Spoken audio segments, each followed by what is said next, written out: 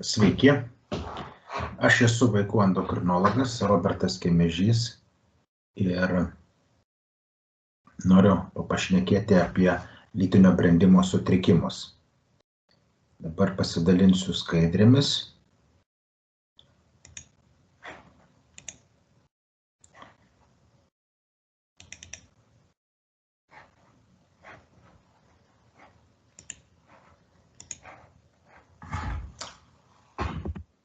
Lytinio brendimo procesas apima, tai yra lytinių liaukų gonadų vystymasi. Ir jis vystosi dėl pagumburio hipofizės gonadų ašies subrendimo.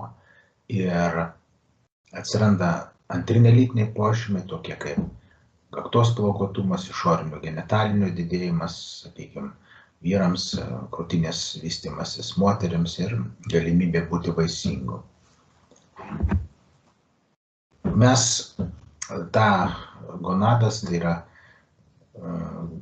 įtakoja gonadotrophin releasing hormonas, tai yra pagumburio hormonas, kuris savo ruožtu per priekinės hipofizės hormonus LH ir FSH, tai yra gonadotrofus, veikia ir turim 3 lygių endokrininę reguliaciją.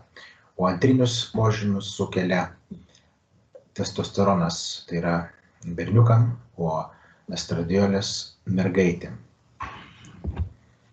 Dabar priminsiu, kaip mes čia anatomiškai, tai turime pagumburį, hipotalamą, turime hipofizės stiebelį, turime priekinę hipofizę ir turim užpakalinę hipofizę, tai kalbant apie tos tropinius hormonus, kurie reguliuoja brendimo procesą, kalbam apie LH ir FSH, jie turi bendrą pavadinimą gonadotrofai ir gonadotrofinės ląstelės juos išskiria į cirkuliaciją. Pagumburis išskiria gonadotrophinus atpalaiduojantį hormoną arba gonadotrophinus releasing hormoną. Tai ta schematinė 3 lygių reguliacija. Tai pirmas lygis, tai yra sėklidės ir kiaušidės gonados, kurios gamina testosteroną, estradiolį, dar inhibina B, sakykime, ir taip toliau, bet apie tai čia neapsistosim.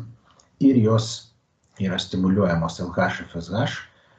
Savo ruožtu tiek testosteronas, tiek estradiolis neigiamo ryšio principų slopina hipofizėje LH ir FSH išsiskyrimą ir slopina 3 lygio taip pat hormoną gonadotrophin releasing hormoną. Tai mes turim pagumburis 3 lygis, priekinė hipofizė, denohipofizė produkuojanti gonadotrophinus 2 lygis ir 1 lygis yra, sakykime, gonados. Ir jeigu mes turim pakenkimą 1 lygio, sakykime, tiesiogiai kiaušidžių ar sėklidžių, pavyzdžiui, apšvita, tai sutrinka testosterono gamyba ir estradiolio ir, aišku, LH ir FSH didėja. Tai mes turim vadinamą hipergonadotrofinį hipogonadizmą. Trumpai priminsiu, kaip tie gonadotrophinai įvairiais gyvenimo etapais sekretuojami moterim. Ką mes vaikų endokrinologai atkreipiam dėmesį, kad gimus, čia yra gimimo momentas, mėlyna spalva pažymėtas yra FSH ir juoda spalva LH. Nuo 3 iki 6 mėnesių toks procesas, kuris vyksta kūdikystės laikotarpį, vadinasi mini brendimo laikotarpis ir išsiskiria didesni kiekiai tiek LH ir FSH ir savo ruožtu estradiolio.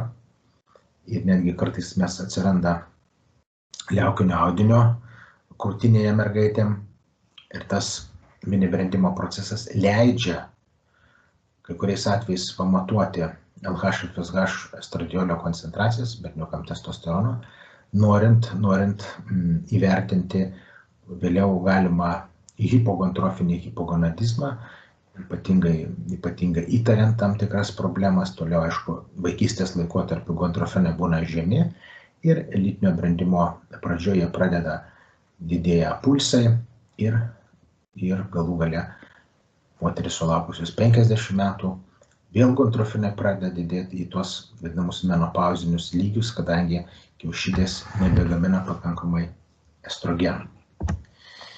Kaip mes vertinam lytinį brendimą? Tai vertinam pagal išorinius lytinius požymius. Šiuo atveju mergaitėm tai būtų krūtinės vystymasis, tai yra liaukinio audinio atsiradimas krūtinėje. Mes jį vadiname telarchija ir pagal Tanner yra B2 stadija. B tai reiškia, žodžio, breast angliškai krūtinė. Ir tai yra jautriausias, sakykime, in vivo rodiklis, biologinis rodiklis atspindintis padidėjusio estradiolio koncentraciją. Berniuką mes vertinam sėklidžių tūrį, išorinės genitalijas, kitaip tariant, ir 4 ml naudojant Pradero odometrą. Aš parodysiu, kaip jis atrodo. Jeigu matote, iki 3 ml sėklidžių tūris yra iki brendiminis, nuo 4, kas yra 2,5 cm išilginis matmuo, yra prasidėjęs lytinis brendimas.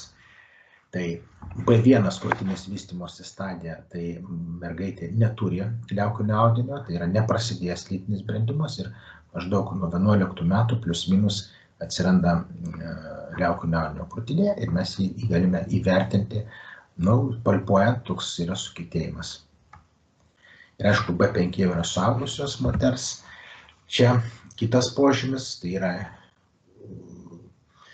gaktos plaukuotumas ir mes įžymėm pH arba pubic angliškai, arba P tik tai, P2 stadija, P, tai kada atsiranda gaktos plaukuotumas, aišku, ir irgi 5 stadijos. Čia yra tų stadijų aprašymas, jos mums turbūt svarbu ir laikas. Čia yra seni Britų standartai, bet šiaurės šalim jie gan tinka, kalbant apie sakykime, Skandinavijos šalis, Šiaurės Europos šalis, apie Lietuvą, Baltijos šalis. Brendimas yra sąlyginai vėlyvas lyginant su pietų šalimis, sakykime, ten Italija, Ispanija ar kitomis pietų šalimis. Tai manau, kad šiandien krūtinės vystymosi pradžia mergaitėm yra apie 10,5 metų. Čia pusę metų paankstėjo pagal senus Britų standartus, bet yra plačios ribos, kitaip tariant, plius minus 2 standartiniai nuokrypiai nuo vidurkio. Ir mėnesinių irgi turbūt jau ne 13,5 metų, bet apie 13 metų mes šiandien Lietuvoje matom mėnesinės ir 15 metų nesant antrinių, nesant mėnesinių, mes vadinam tai kaip pirminė amenorėja. Čia mergaitės augimo kreivė kartu su brendimo vertinimu. Sakykime, čia yra amerikiečių kreivė, gan sena, 1985 metų, kur Tanner vadinami Davis standartai. Tai, sakykime, mes, kada turime pagal procentilės 50 vidurkis, tai tuo metu Amerikoje mėnesinės truputį prieš 13 metų vidurkis prasidėdavo ir brendimo stadija, krūtinės B2 stadija, 50 procentilė truputį prieš 11 metų. Panašiai dabar turbūt Lietuvoje irgi tiktų šitą kreivę, bet čia aš atkreipiu dėmesį, kad yra parodyta tam tikras augimo šuolis anksčiau brestančiam ar vėliau brestančiam. Kitaip tariant, tas augimo šuolis yra tampriai susijęs su lytiniu brendimu. Čia, šitoj skaidrėje, jeigu mes ultragarsu tyriam kiaušidžių tūrį, gimdos tūrį, mes galim palyginti su krūtinės vystymosi stadijomis. Tai kartais mums reikia. Dabar, grįžtant prie berniukų, mes vertinam išorinės genitalijas, tai yra tiek sėklidžių dydį, tiek varpos dydį ir vertinam plaukuotumą. Tai berniukam tik tai 2 parametrus vertinam. Išorinės genitalijas ir plaukuotumą. Ir dar plius yra vėliau atsiradęs su Prader orchidometru, ką aš įrodžiau, sėklidžių tūrio vertinimas šveicaras Andrė Prader įdiegė keletą metų vėliau. Pirmos tos Tanner stadijos buvo įdiegtos 1969 metais ir 1970 metais prieš 50 metų ir jos šiandien vis tiek yra plačiai naudojamas visam pasaulyje. Tai berniukam vidutiniškai lytinis brendimas apie 11–11,5, tai nuo 9 iki 14 metų ir štai čia, jeigu brendimas prasideda iki 9 metų berniukam, jis yra priešlaikinis, jeigu iki 14 neprasideda, jis yra vėluojantis. Tai yra, čia šitie skaičiai galit prisiminti, jie bus svarbus. Čia yra prašyta, aš neapsistosiu, bet plaukuotumas nėra ankstyvas lytinio brendimo požymis berniukam, ypatingai baltaodžiam. Ką mes čia rodžiau 100 pradero orchidometrą, iki 3 ml brendimas yra neprasidėjęs. Amerikiečiai naudoja dažnai šilkinį sėklidės matmenį 2,5 cm. G2 stadija yra 4 ml sėklidžių tūris arba daugiau negu 2,5. Suaugusio vyro sėklidžių tūris turi būti ne mažiau kaip 15 ml arba ne mažiau 4 cm. Štai čia. Tai nėra sunku išmatuoti sėklidžių tūrį ir aišku, mes vaikų endokrinologai naudojam pradero orchidometrą, labai paprasta, lengva ir aišku. Vėlgi čia yra Britų standartai seni, bet sakysim, sėklidžių tūris 4 ml čia koreliavo su 12 metų ir tas 12 ml sėklidžių tūris koreliuoja su labai augimo šuoliu, tai 14,5, bet galbūt pusę metų ar net metais turėtų būti pasistumę į kairę pusę. Vėlgi, čia yra Britų standartai, iš esmės tie patys, tai tik tai, kad jie ant kreivės augimo ir mes, aišku, visada turim neatsiet lytinio brendimo vertinimo nuo augimo vertinimo. Ir dar kartą parodau, kad sėklidžių tūris 12 ml koreliuoja su čia 14,5 ar 14 metų, tai yra greitas augimas, kada auga apie 10 cm per metus berniukai. Čia yra jau vėl tas pats Tanneris, bet jau čia sudarinėjo amerikiečių standartus, tai mergaitėm augimo šuolis susijęs su 12 metų, tai maždaug metai prieš mėnesinės yra, o berniukam augimo šuolis yra susijęs su gan vėlyvas brendimo požymis, yra maždaug 14, galbūt 13,5. Čia apibendrinant tuos brendimo pagrindinius požymius, tai dar kartą primenu, kad mergaitė mes vertinam krūtinės vystymąsi, gaktos plaukuotumą ir mėnesinės yra-nėra. Berniuką mes vertinam sėklidžių didėjimą, ypatingai G2 stadijas galima su pradero orchidometru, gaktos plaukuotumą ir viskas. Ir dar viena tokia sąvoka yra tas vadinamas maksimalus augimo greitis. Tai dar kartą minėjau, kad 12 metų jis yra mergaitė, maždaug metai prieš mėnesinės, o berniukam jis yra 2 metais vėliau. Čia yra standartinis nuokrypis nurodytas skliaustuose, kitaip tariant, apie metus visiems tiem procesam. Žinoma, mes, kada turim brendimo sutrikimą, atliekam kairės plaštakos rentgeno nuotrauką, įvertinam kaulo amžių, jisai atspindi biologinį amžių ir koreliuoja su lytiniu brendimu, jeigu kaulo amžius yra apie 11 metų, berniukam apie 11–12, mes tikimės, kad jau turi būti prasidėjęs ir lytinis brendimas vertinant pagal Tanner stadijas. Vėlgi, kaip ir su augimo sutrikimais, brendimo sutrikimai, vėlgi labai svarbus yra anamnezė ir fizinis aktyvumas, medikamentai, valgymo įpročiai. Neretai mes matom mergaitę su valgymo sutrikimais, psichosocialinės sąlygos ir aišku, jeigu turim vėluojantį brendimą šeimoje, mes irgi galim įtart, kad gali būti tas paveldimas, dažniausiai vadinasi konstitucinis augimo ir brendimo atsilikimas, ypatingai berniukam. Ir dar galiu pasakyti, kad lytinio brendimo vėlavimas, jis berniukam paveldimas tiek iš tėvo, tiek iš mamos, o mergaitėm lytinio brendimo vėlavimas yra paveldimas tik iš mamos. Todėl mes turbūt viena iš tų priežasčių, kodėl mes daug dažniau matom berniukų su vėluojančiu lytiniu brendimu. Aišku, tautybę reikia atsižvelgti, kaip, kada ar anksti ar vėlai, pavyzdžiui, jeigu atvažiuotų pas mus iš pietų šalių vaikas, tai mes turėtume pagal to šalies brendimo laiką vertinti.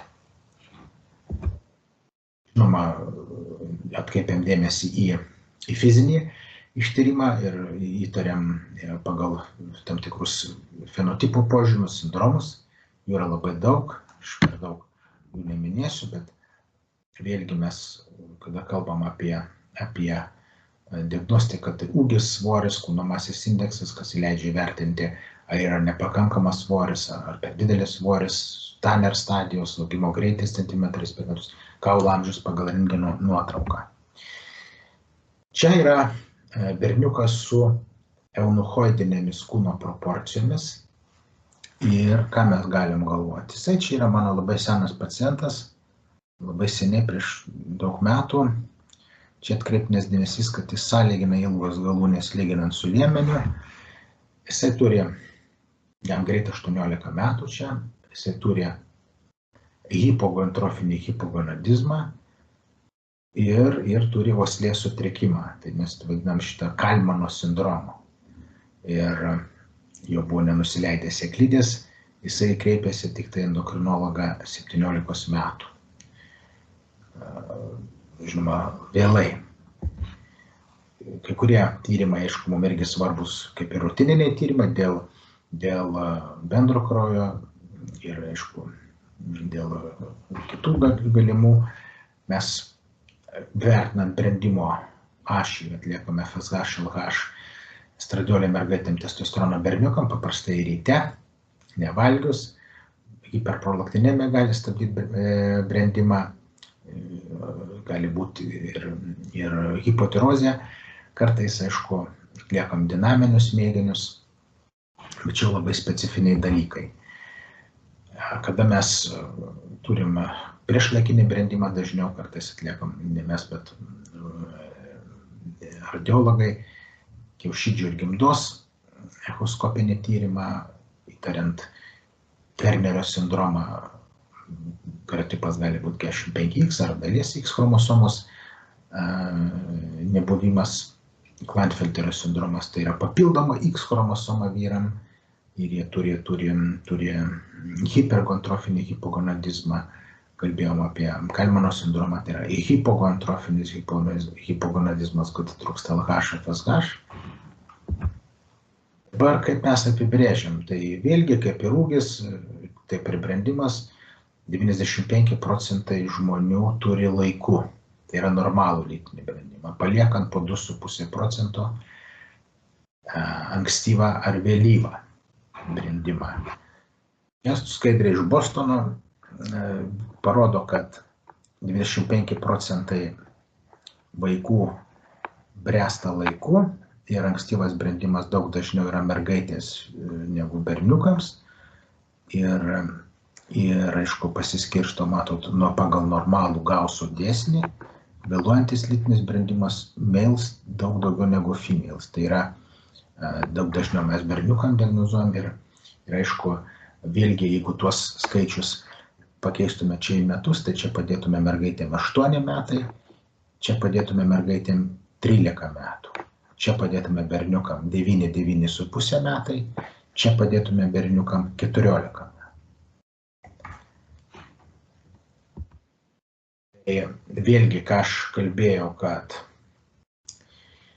8 mergaitėm, afroamerikietėm 6 metai dabar, berniukam 9, britai dar skaitė 9,5, bet dabar daugiausiai 9.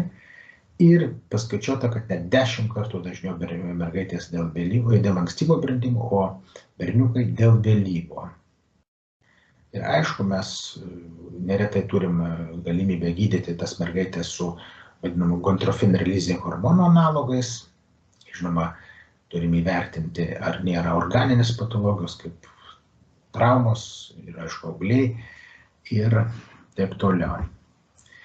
Dabar mes ankstyvą lytinį brendimą skirstom į priklausomą nuo gontrofinų arba centrinį, kada LH, FSH padidėja, ir nepriklausomą nuo gontrofinų, pavyzdžiui, yra chorioninio gontropino produkuojantis navikas.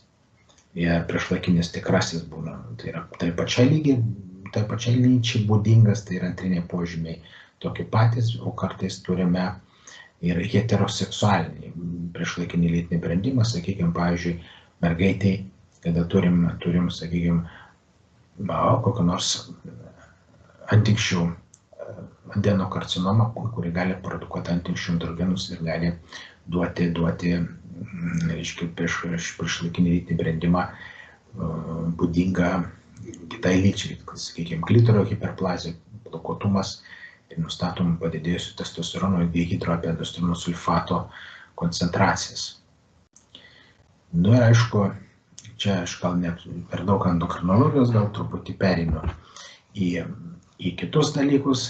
Tai mes, aišku, centrinį priešlaikinį lytinį brendimą galim gydyti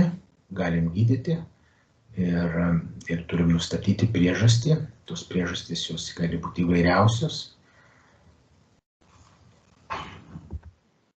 Ir kada turim periferinį, tai aišku, kartais antinksčių tas problemas, turim nepamiršti apie galimus navikus ir, žinoma, turim tam tikrus normalius ankstyvo lytinio brendimo variantus. Aš juos paminėsiu, kaip priešlaikinė telarchija ir priešlaikinė pubarchija, kuris siejama su ankstyvo antinksčių brendimu. Iš esmės, kada maždaug 6 metų mergaitėm gali atsirasti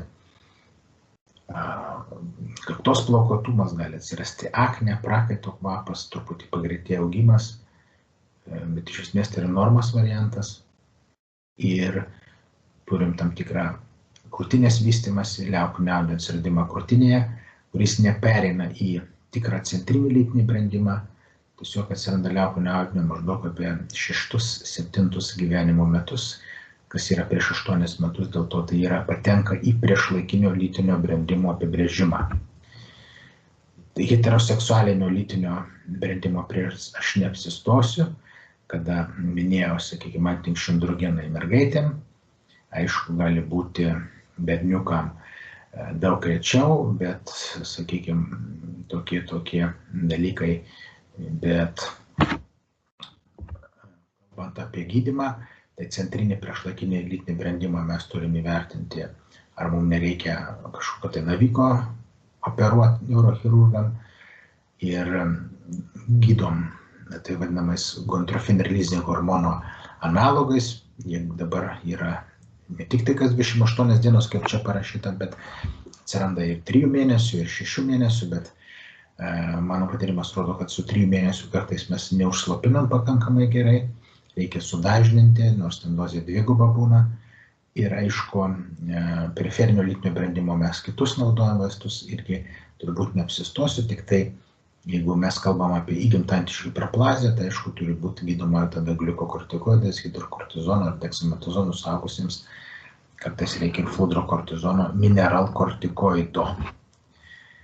Keletą sakinių apie vėluojantį brendimą. Prisimena, tai 14 metų berniukam, kai sėklidžių turis mažesnis dar negu 4 ml, arba išilginis sėklidės matmuo mažiau negu 2,5 cm, mergaitėm 13 metų nėra liaukinio audinio krūtinėje.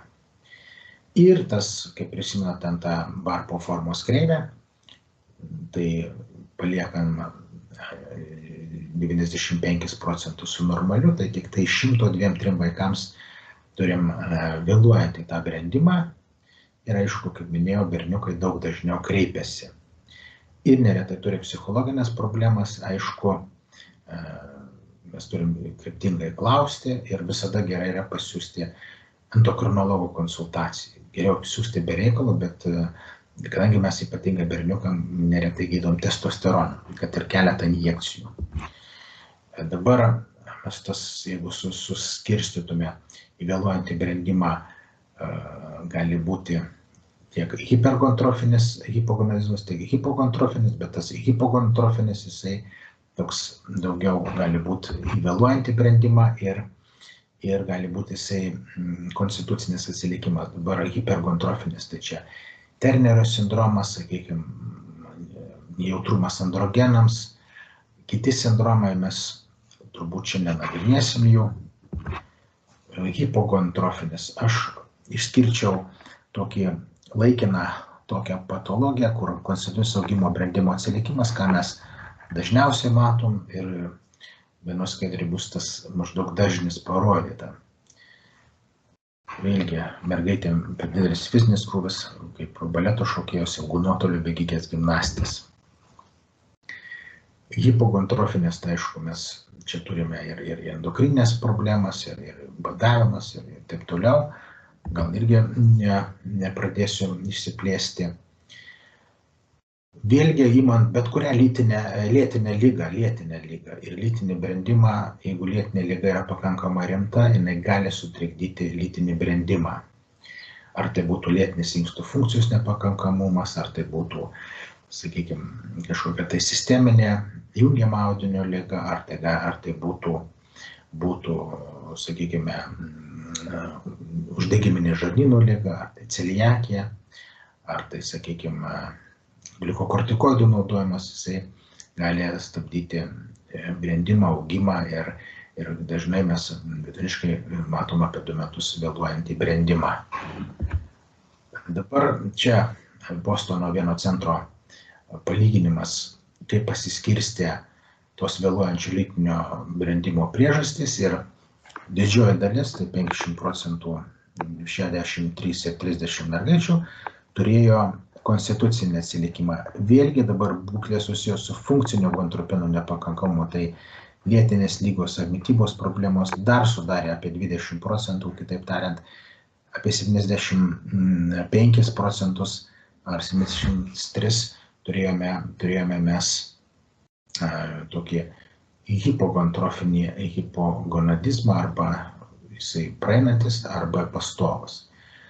Ir tik tai 12-13% tas pastovės tokias problemas, tai vienu atveju hipogontrofinį hipogonadizmą, tai čia būtų Kalmano sindromas, ar tai, sakykime, kokia nors kraniofaringioma, arba, sakykime, jau hipergontrofinis hipogonadizmas, tai būtų Ternerio sindromas mergaitėm ir berniukam būtų, sakykime, Klinefelterio sindromas, kada turi vieną papildomą X chromosomą, arba net ne vieną, gali būti ir kelios. Kokius terminus mes naudojam? Tai vėluojantį lytinį brendimą, 13 mergaitėm, 14 berniukam nėrant lytinių, čia aš N kartų tą patį kartoju, kada nėra normalaus progresavimo, jau prasidėjus brendimai, tai per 5 metus, o taip paprastai per 3 ar 2,5 metų nuo pirminių požymių, tai yra krūtinės vystymosi, atsiranda mėnesinės, o hipogonadizmo terminą daugelis palieka tik tai tom permanentiniam būklėm, kada mes turim jau ilgalaikę problemą. Ir jis, kaip minėjau, skirstumas į pirminį, tai hipergontrofinį, ir antrinį, tretinį arba hipogonadotrofinį hipogonadizmą. Čia berniuko su vėluojančiu lytiniu brendimo augimo kreivė, tai jie auga, kaip minėjau, mes negalime atskirai nagrinėti augimo ir lytinio brendimo procesų, jie nagrinėti turi kartu ir auga, štai matom, kad ties 14 metais, kada jam tas jau diagnozuojamas vėluojantis brendimas, jis labai atsilieka nuo bendramžių, kurie, kaip prisimenat, 14 metų turi vadinamą augimo šuolį ir jie greitai auga. Ir tas, matot, atsiliekimas dėl, nors šitie auga vėliau, čia yra augimo greičio kreivė, jie lėčiau auga ir tas augimo šuolis pas juos vėluoja, truputį ilgiau auga ir čia taikininis ūgis dažnai nepasiekia taikininio ūgio. Čia kaulo amžiaus atsilikimas, kuris 2 ar 3 metai yra nuo chronologinio. Ir mes neretai šitos berniukus galim gydyti testosteronu nuo 14 metų, keletą injekcijų per mėnesį. Iš viso vieną per mėnesį, bet keletą injekcijų. Dabar tą gydymą, kaip aš minėjau, mes atidedam iki 14 metų berniukam. Mes turime sunkią tokią diagnostinę problemą tarp konstitucinio atsilikimo ir pastovaus hipogontrofinio hipogonadizmo. Kartais, jeigu tai yra Kalmano sindromas, turime hipoanosmiją ir, aišku, dažnai pradedam lytinio brendimo indukciją testosterono preparatais intraraumeniniais, bet, aišku, sąlyga, kad ne anksčiau 14 metų, paprastai kaulo amžius ne mažiau 11 ar net 12 metų. Vėlgi čia ta pati problema su hipogontrofiniu hipogonadizmu, su Kalmano sindromu. Tai tą gydymą mes nuo 14 metų ir mes to testosterono nemažai skiriam, jis yra pigus vaistas, prieinamas. Sakykime, sustanono ampulė kainuoja 10-12 eurų per mėnesį. Mums tai jokia nėra problema pacientam nusipirkti ir džiaugiamės, kad šiuo metu turim, nes buvo laikotarpis, kai mes testosterono neturėjome. Mergaitėm vėluojantį lytinį brendimą mes rečiau gydom, daug rečiau kreipiasi. Žinoma, prie tam tikrų hipogonadizmo mes paskiriam irgi nuo 12 metų, jau netidėjinėjam. Pavyzdžiui, turim Ternerio sindromą arba tam tikras keleto hipofizės hormonų trūkumus. Mes turim PROF1 mutaciją tokią, kur žinom, kad tos mergaitės, kurios turi PROF1 mutaciją, yra hipofizės transkripcijos faktorių mutacija, jom neprasidės lytinis brendimas laiku ir mes jas gydysim estrogeno preparatais paprastai iki 50 metų, pasiekti kaulų tankį, kad sumažinti kardiovaskulinių, psichologinės, antriniai lytiniai požymiai suformuoti ir taip toliau. Keletą žodžių apie Ternerio sindromą. 1 iš 2,5 tūkstančių mergaičių turi. Tai visų pirma turim žemą ūgį, tokias kaklo klostės, platesnė krūtinės ląstos forma, kartais 4-5 delnakolė trumpesnė, gali būti po gimimo rankų limfedema, kairės širdies pusės anomalijos ir aišku, dažnai dėl augimo atsilikimo ar lytinio brendimo, rečiau dėl nevaisingumo, diagnozę patvirtina kariotipo tyrimų, tai yra periferinio limfocitų kultūroje nustatom kariotipą, tai yra normalus 46XX ir kartais būna vienos X chromosomos nebuvo, šiuo atveju čia yra 45X, bet gali būti tam tikras ir mozaicizmas, pavyzdžiui, 45X, 46XX, ten atitinkamai pasiskirsto procentais, tai štai vienos trūksta, čia bendras chromosomų skaičius, o čia lytinė tik viena. Klinikiniai požymiai, čia mes juos jau paminėjome, bet aišku, 95% turi kiaušidžių nepakankamą, tai yra hipergonadotrofinį hipogonadizmą ir mes gydom jas estrogeno preparatais nuo 12 metų iki 50, kol normaliai atsiranda menopauzė. Pavyzdys yra mergaitės, kuri turi Ternerio sindromą ir gimimo metu yra ne tik tai kaklo toks limfiniai maišai, bet ir rankyčių ir pėdučių limfedema. Ir tai yra Ternerio sindromo požymis, 20% tų mergaičių turi kartais, tas ir jau neonatologai tą diagnozuoja.